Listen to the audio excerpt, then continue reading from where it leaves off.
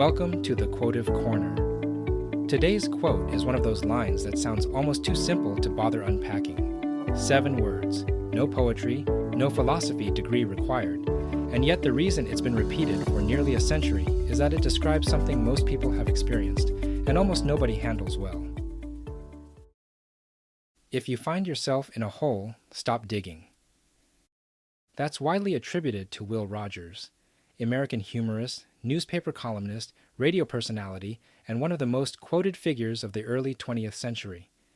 Rogers had a gift for compressing uncomfortable truths into plain language that nobody could argue with and everybody recognized. He performed on Broadway, appeared in dozens of films, and at the height of his fame was read by an estimated 40 million people through his syndicated newspaper column. He died in a plane crash in Alaska in 1935, and the country mourned him like a national friend. A quick sourcing note. The specific origin of this particular line hasn't been pinned to a documented column or broadcast of his. It's one of several Rogers quotes that circulate widely and are consistent with his voice without a verified primary citation. The idea itself, as it turns out, is even older than Rogers. But it's his name the line has traveled under, and it fits him as naturally as anything he actually did right. So, 7 words. What's actually in them? The metaphor is the whole thing. You're in a hole.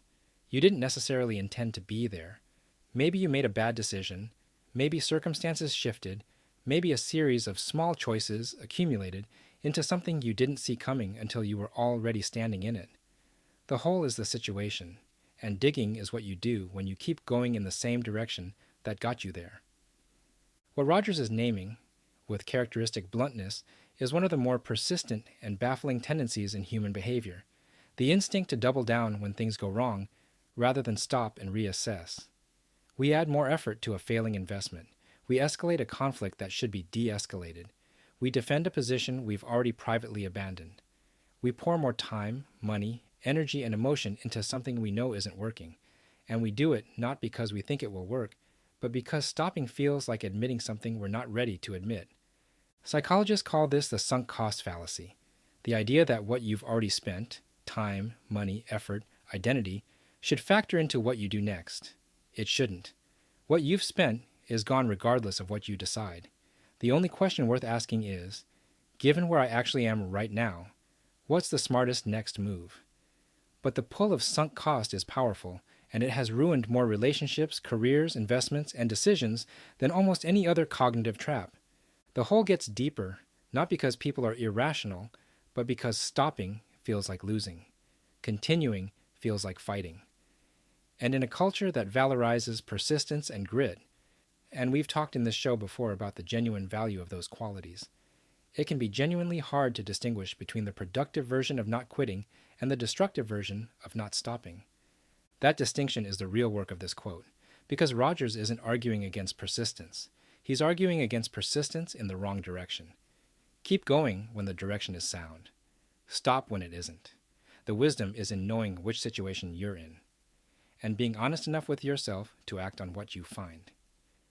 Rita Mae Brown put it plainly in a quote we discussed before. A mistake repeated more than once is a choice. The moment you recognize you're in a hole, really recognize it, not just suspect it, continuing to dig stops being a mistake and starts being a decision. That's a harder thing to sit with, but it's an honest one. In a prior episode, we talked about Eisenhower, who told us that plans are worthless, but planning is everything. That you invest in preparation precisely so you have the judgment to adapt when the plan meets reality and stops working. The person who can't stop digging is usually the person who has confused the plan with the principle and can't let go of the specific execution even when it's clearly failing. And Lao Tzu, in his quiet way, observed that the person who truly knows does not need to keep performing. There's something of that here too. The confident, secure leader, the one who has done the inner work, can stop, can acknowledge the whole without it threatening their identity, can say this isn't working without it meaning I am a failure. That separation between a bad outcome and a bad person is one of the more important psychological distinctions there is. And it's exactly what makes stopping possible for some people and impossible for others. Now, the honest counterpoint. Not every hole looks like a hole from the inside. Some of the most important things people have ever accomplished required digging through what looked like failure before the breakthrough arrived.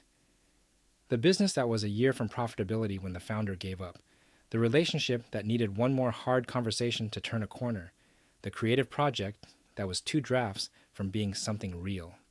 Stopping too soon is its own mistake, and it can be just as costly as stopping too late. So how do you know which hole you're in? Honest assessment, ideally with input from people who aren't emotionally invested in the same outcome you are. The question isn't whether continuing is hard. Hard is not the same as wrong. The question is whether continuing is producing any meaningful change in the trajectory, or whether the same effort is producing the same result in a hole that keeps getting deeper. If it's the latter, Rogers' 7 words are worth taking seriously. Stop digging, climb out, assess the terrain, then decide where to go next. That's not defeat.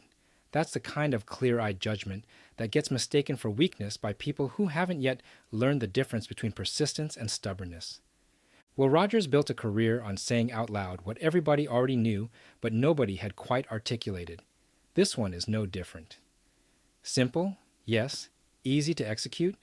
Not even close. Thanks for spending a few minutes here at the Quotive Corner.